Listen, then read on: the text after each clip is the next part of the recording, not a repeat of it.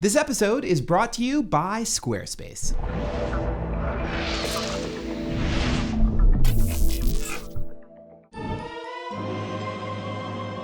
The Walking Dead is often held up as an exemplar of great player choice in games. You're constantly deliberating about being a father figure, and whether or not you should trust Kenny, the stereotypical Florida man. My gut says no. But for all the moral dilemmas in games, I think there is a game that does choices better. This one.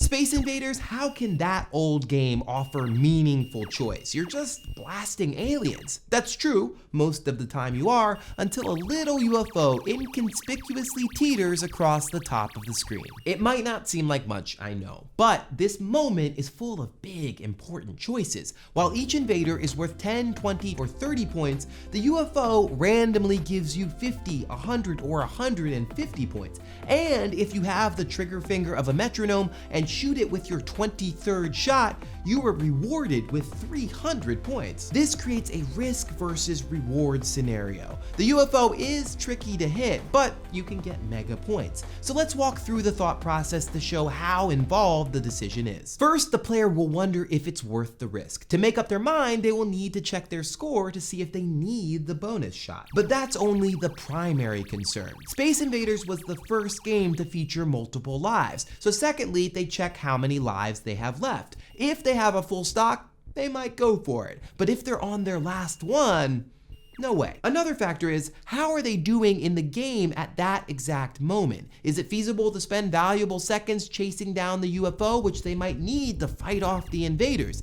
Maybe the aliens are too close to risk it. So that's 3 crucial choices made from one little spaceship. It's choices like these that are big, huge elements to designing a brilliant game. But how can a game designer discern the good choices from the lesser ones? Sid Meier famously said that games are a series of interesting decisions. But what makes a decision interesting? Well, Meier designates 4 main categories that all budding young game designers should know about: the trade-off, persistence, the situational choice, and the personal choice. Let's start with the trade-off. This simply means that the player has the option to sacrifice one thing for another, like pesetas for first aid spray.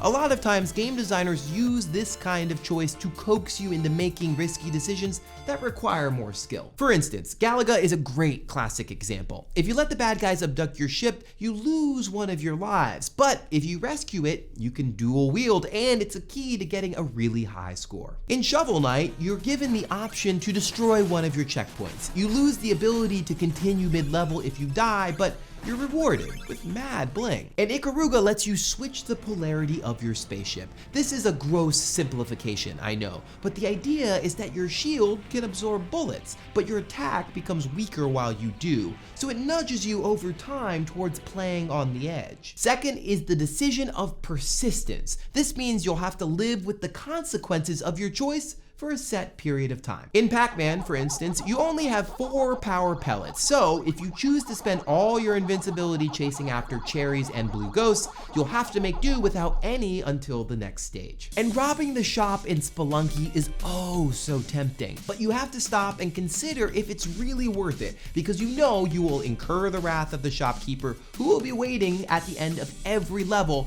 with a shotgun. The next type of meaningful choice is a big one.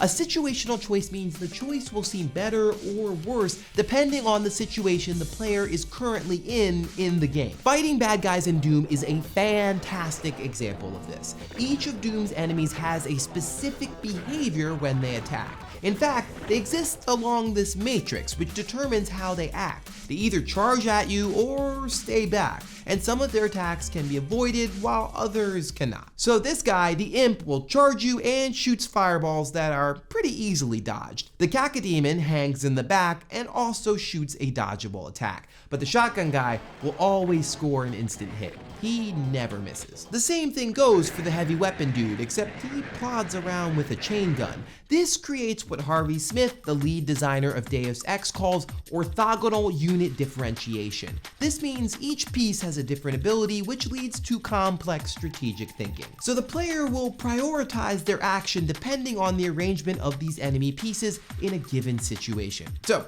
for instance, say there's a shotgun guy and an imp. The player will choose to kill the shotgun guy first because the shotgun guy's shots never miss, while the imp's fireballs are easy to dodge. But the thing is, there's such a wide variety of enemies with unique behaviors in Doom that everyone ends up forming a different opinion on which enemies are the most dangerous and should be killed first. And this gives the player autonomy. This is what Meier considers the final pillar of choice, the choice of personalization, where the player can develop their own unique playstyle through the decisions they make. And personalization accounts for the many different approaches that players take to games, whether it's Gary Kasparov's aggressive personality on the chessboard, or the turtles who won't let you hit them in Street Fighter, or the deck you build in Netrunner. So as you see, choices are a huge element in the designer's toolkit that go way deeper than choosing the path with the dark power or the good powers. The really meaningful choices allow the player to take agency in a game's world.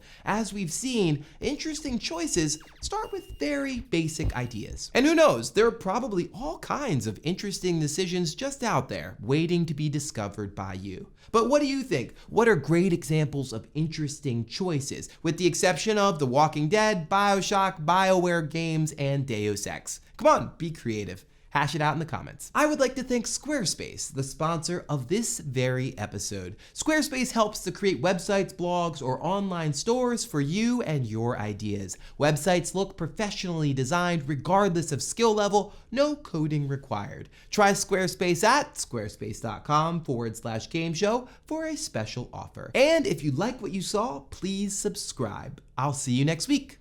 Hey everybody, Jamin here from Game Show. So last week we talked about why, for some crazy reason, we like spending time in virtual environments. Let's see what you had to say. TR Elizabeth writes that essentially that VR will change the type of environments that someone wants to live in or wants to spend time in. They say that VR has this chance to change how and why we play games, and they point to beautiful environments, and that if you play a VR experience, that your mind gets tricked into believing that you actually have the sun shining on you, and that wouldn't be nearly as impressive if you're having that experience mediated through a screen. And TR is making essentially this point that they wouldn't have given any kind of credit to that kind of experience unless they experienced it themselves, which is a really great point. As we move towards VR and these more immersive environments, as I talked about before, we're going to want to pick and choose what type of places that we ultimately spend time in. We're going to be more discerning about those types of choices in a way that maybe we weren't in the past. So, for instance, Sony demoed a VR game called London Heist, where players, for some reason during the heist, could shoot themselves. And to quote Sony Studios' Shuhei Yoshida, they took that part out of the game because it was quote-unquote too stressful. They removed it. Felt like, in Yoshida's words, the medium is so powerful that game designers, creators have to be careful about how they, influence people's experiences, influence their minds. Anyway, so that just goes to show that games that we're playing now, and such as like Fallout, for example, might be a little too much in VR. So, which is a little bit crazy to think about. Lorian Green asks, why are we so interested in the apocalypse in general? Do we secretly acknowledge that the planet would be better off without us? Which is super glum, but an important question. There's a great book about this, The World Without Us, which kind of envisions a world in which humans are not around and how long it would return for the planet to return to some kind of post-human stasis. So it's certainly a relevant question. We think about it all the time. There are approximately 110 apocalyptic films made in all of the 20th century, but in the past 16 years, we've already eclipsed that number. And I'm sure part of that is due to the fact that we have much better CGI now. We could sort of do these destructive environments in a much more believable way. But according to Zidane Zhang of the Princeton Buffer Film and Television Review, the purpose of apocalyptic media is a little bit deeper than that. It presents our fears as being manageable somehow. So it's not just that we imagine this world without us, but we want some way to think about what this future ostensibly might look like. If that's a private fear that everyone has, then media and film and games and television can be a great way for us to engage with that. So in Fallout, yeah, there was a nuclear disaster, but, to Zhang's point, we ultimately overcome it. So it's not really as scary as we once thought. As I said in last week's video, it gives us a chance to rise above bad stuff and experience some type of catharsis.